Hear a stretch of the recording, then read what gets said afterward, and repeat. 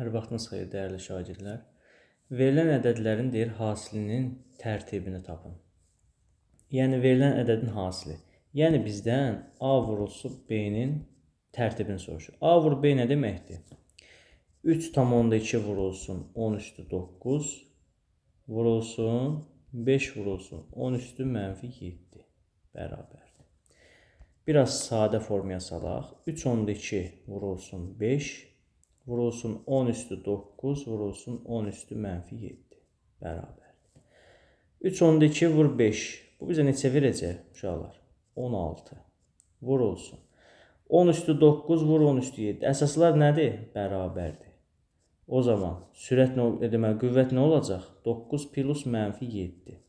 Yəni 16 vurulsun 10 üstü 2. Hələ bitməyib. Demişik ki, standart şəkil hansı rəqəmlər ədədlər arasında olur? 1 ilə 10. 16 olmaz. Bu formada saxlasan yanlışdır. O zaman nə edirik? 16 vurulsun 10 üstü 2-ni gətiririk standart şəklə. 1,6 vurulsun 10 üstü 3. Artıq vergülün sayı qədər artdı. Nəyi soruşur? Tərtibi. Bu ədədin standart şəkli. Sonra bu qiymətli hissə və nəhayət bu da ədədin, deməli, standart şəklinin tərtibi. Cavabımız olacaq 3.